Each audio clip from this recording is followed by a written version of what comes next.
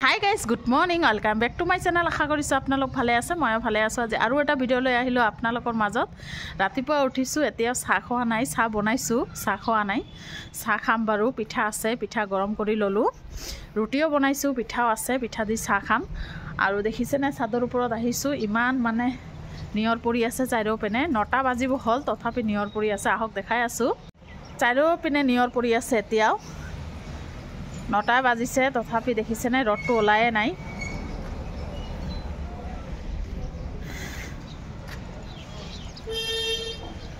আন্ধাৰ আন্ধাৰ হৈ আছে।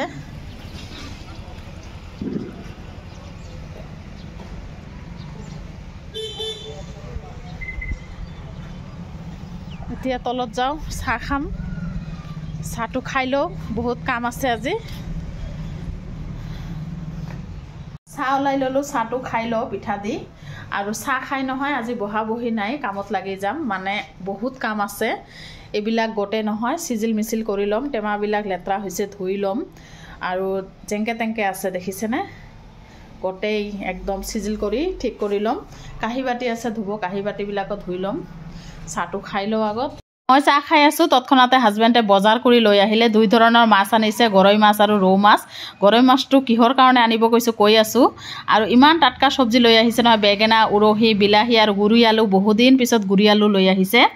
আৰু ভাজি বনালে ইমান ভাল লাগে নহয় খাই।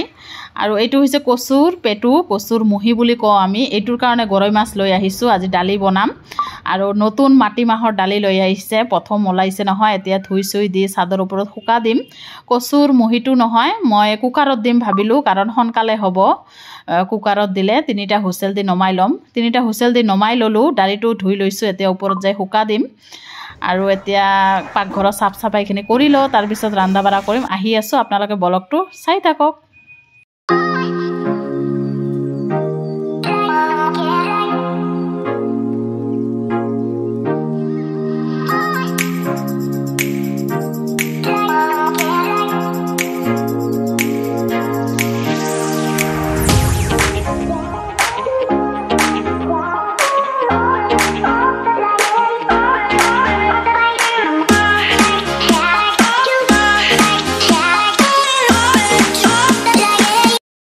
ৰাতিপুৱা চাহ খাই নহয় কামত লাগিছোঁ। এতিয়া গা চা ধুলোঁ, কাপোৰ আছিল কেইটামান ধুই দিলোঁ। 1টামান বাজে, ৰন্ধা বঢ়া হোৱা নাই।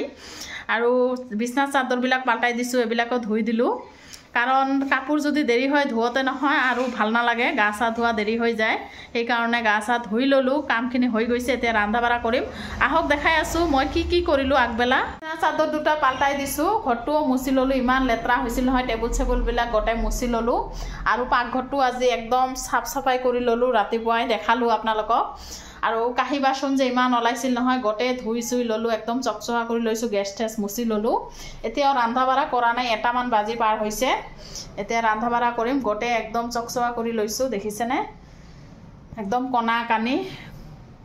আৰু টেমাবিলাক ধুই লৈছোঁ। টেমাৰ ভিতৰবিলাক কিন্তু ধোৱা নাই, মুখা লগাই নহয় ওপৰৰ পৰা ধুই লৈছোঁ, দেখিছেনে, একদম চকচকা কৰি লৈছোঁ গোটেই। এতিয়াও চিজিল মিছিল কৰা নাই, কাৰণ ৰান্ধি লওঁ আগত। আহক দেখাই আছোঁ দুপৰীয়া কি বনাম। কচুটো চিলাই ল'লোঁ, কুকাৰত দিছিলোঁ কচু। কচুৰ পেটা হয়, আমি কচুৰ মুহি বুলি কওঁ। কচুৰ পেটা কুকাৰত দি 3টা হুইচেল দিছিলোঁ, কাৰণ জলদি হোৱাৰ কাৰণে। আৰু বিলাহী মাছ দি বনাম। তেনেহ'লে মোৰ ষ্টাইলত কেনেকৈ কচুৰ দালি বা কচুৰ পেটা, কচুৰ মুহি কেনেকৈ বনাওঁ আপোনালোকে চাই থাকক। মাছ দি কচুৰ দালি বনাম। আৰু মাছৰ মাথা আছে 2টামান, কচুৰ দালিত দি দিম। তাৰ কাৰণে মাছটো আগত কঢ়াই ল'ম, তাৰপিছত কচুৰ দালিটো বনাম। আৰু কচুটো নহয় মই গেলাচেৰে খচি আছোঁ, হাতেৰে নোৱাৰি, একদম মানে হাত খজুৱাই থাকিব, সেইকাৰণে গেলাচেৰে।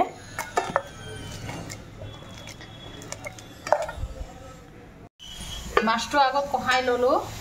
এতিয়া কচুটো খচা হৈ গৈছে, এতিয়া দালিটো বনাম। ইয়াত তেল দি দিছোঁ, মিঠাতেল। কেইটামান জিৰা দিম, আৰু তেজপাত, পিঁয়াজ আৰু জলকীয়া।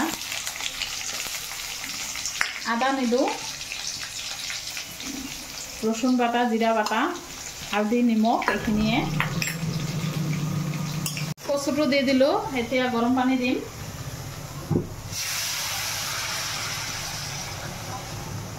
তাৰ পিছত ঘুটনিৰে ঘুটি লম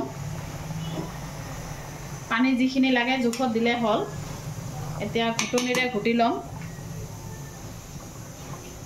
দালিত মছলা পাতি দিয়া শেষ হৈছে এতিয়া ধনিয়া পাত দি দিলো আৰু মাছখিনি দি দিম এতিয়া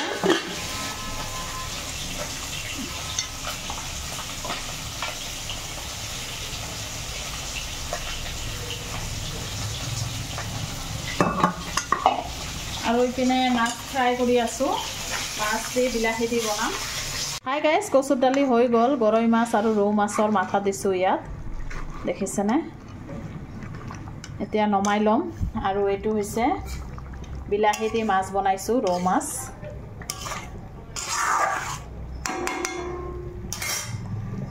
গাইজ দুপৰীয়া ৰান্ধা হৈ গ'ল এইটো হৈছে বিলাহী দি মাছ বনাইছোঁ ৰৌ মাছ আৰু এইটো হৈছে দালি হৈ গ'ল এতিয়া ভাত চাত খাম আৰু খাই লৈ আহি আছোঁ আপোনালোকে ব্লগটো শেষলৈকে চাই থাকক এইমাত্ৰ আহি চাদৰ ওপৰত কাপোৰখিনি শুকা দিলোঁ শুকাই যাব বতাহ আছে কাৰণ ইমানে ভোক লাগিছিল নহয় ভাতটো আগত খাই ল'লোঁ ৰাতিপুৱা এটা পিঠা দি চাহ খাইছিলোঁ ইয়াত শুকা দিছোঁ আৰু ইয়াত হৈছে চেণ্ডেলটো শুকা দিছোঁ ঘৰত পিন্ধা চেণ্ডেল হয় এইটো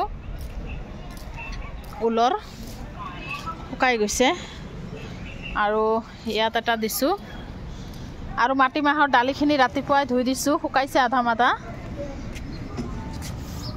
দেখিছেনে একদম চকচকা কৰি ধুই লৈছোঁ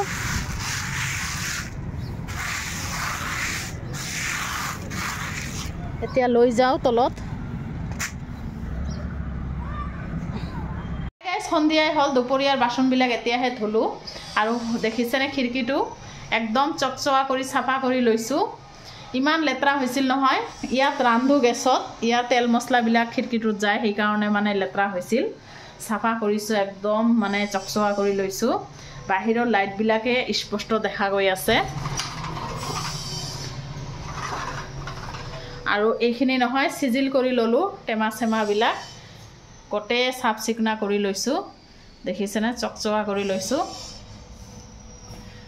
নিজৰ ঘৰ নহ'লে কি হ'ব লেতেৰা একদম সহ্য নহয় মোৰ আপোনালোকে ব্লগটো শেষলৈকে চাব লাইক দিব আৰু বেছি বেছি শ্বেয়াৰ কৰিব কমেণ্টত জনাব কেনেকুৱা লাগে ব্লগবিলাক চাই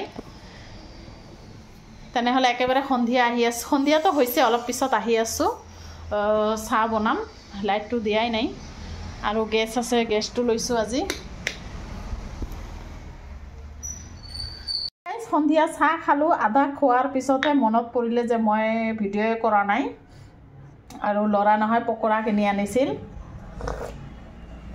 চাহ খোৱা হৈ গ'ল চাহ খালোঁ দেখালোঁৱে এতিয়া ৰাতিৰ কাৰণে ভাত বনাম দুটা গৰৈ মাছ নহয় থৈ দিছিলোঁ চাটনি খাবৰ কাৰণে আৰু ঠাণ্ডা দিনত চাটনি চটনি খাই ভাল লাগে নহয় সেইকাৰণে ভাবিলোঁ দুটা গৰৈ মাছ থৈ দিওঁ এতিয়া ৰাতি গৰম গৰম ভাতৰ লগত চাটনি বনাম অলপ দেৰি আছে এতিয়া আৰু নবনাওঁ তৰকাৰীবিলাক অলপ অলপ আছে কচুৰ দালিও আছে মাছ দি বিলাহী দি বনাইছোঁ সেইটোও আছে ৰাতি ভাত বনাম আৰু গৰৈ মাছৰ চাটনিটো বনাম দেখালোঁৱে একদম গৰম গৰম ভাতৰ লগত গৰৈ মাছৰ চাটনি একেবাৰে মজা কৰি খাম আৰু অলপ অলপকৈ জ্বলা দি সেইখিনিয়ে আৰু ৰাতি বনাম দেৰি আছে আৰু নহয় যিমানে সিজিল মিছিল নকৰোঁ কিয় নিজৰ ঘৰ নোহোৱালৈকে কেতিয়াও সিজিল নহয় তথাপি চেষ্টা কৰোঁ অলপ চলপ সিজিল কৰিবলৈ ব্লগটো বেছি ডাঙৰ নকৰোঁ ইয়াতে শেষ কৰিম আকৌ নেক্সট ব্লগত আহি আছোঁ আপোনালোকে ভালে থাকক সুস্থ থাকক ব্লগটো দেখাৰ আগতে এটা লাইক দি ব্লগটো চাই থাকক